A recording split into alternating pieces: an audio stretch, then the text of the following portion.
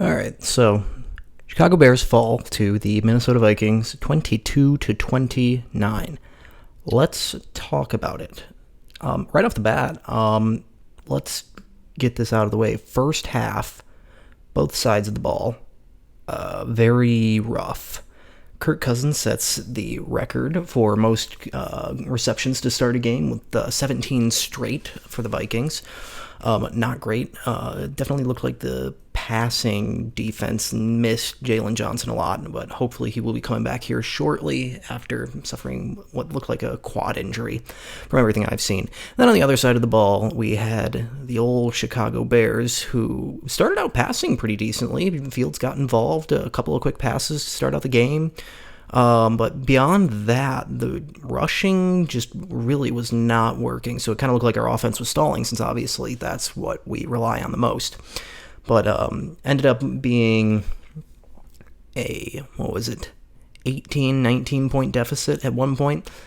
Right before halftime, it was 3-21 right before half, and then the Bears come back and are able to score a touchdown to make it 10-21 going into halftime. And thank God that Minnesota misses their field goal on the last second of the first half to keep that lead at 11 instead of 14.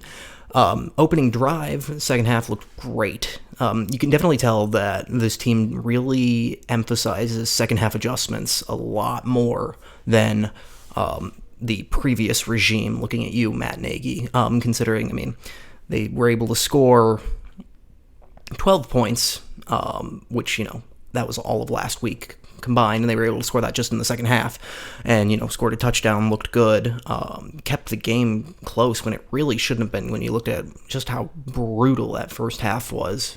And, say what you will about our defense right now, because it definitely struggled, clearly. Kirk Cousins looking like freaking Aaron Rodgers out there, which you always hate to see.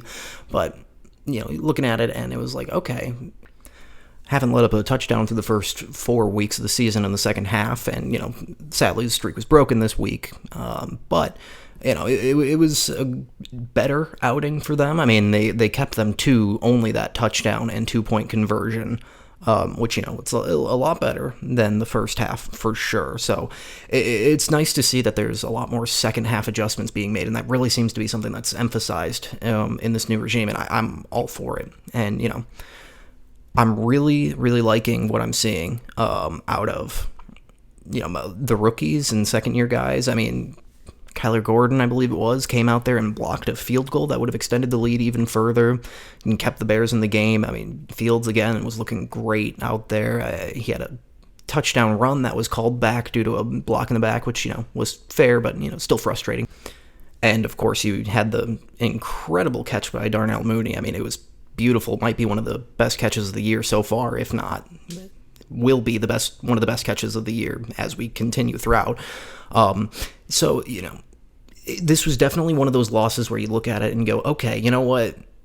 I can live with this, because it was definitely a proof of concept of some sorts. There's proof that there was progress being made. The Bears really, especially in the first half, had no business being kept around in this game, but say what you will, it's show that there was a lot of fight there, and it's, definitely very reassuring to see as a fan that, hey, just because we're down by 18 at one point in the game doesn't mean we're going to be out and done and not going to be doing anything.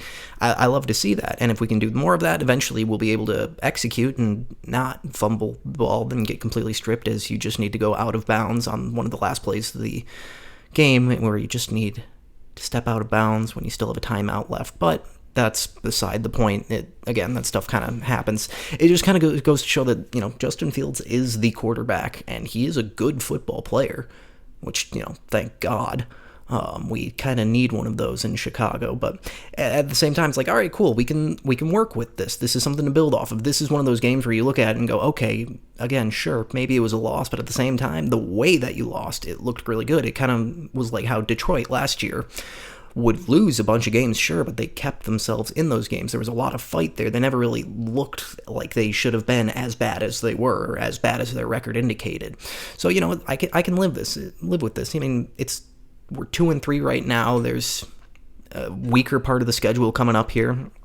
Hopefully we'll be able to ride this momentum into Thursday and into the following week on Monday night. So, it's one of those things. It sucks. It was a frustrating way to lose, especially at the end, but I can work with this.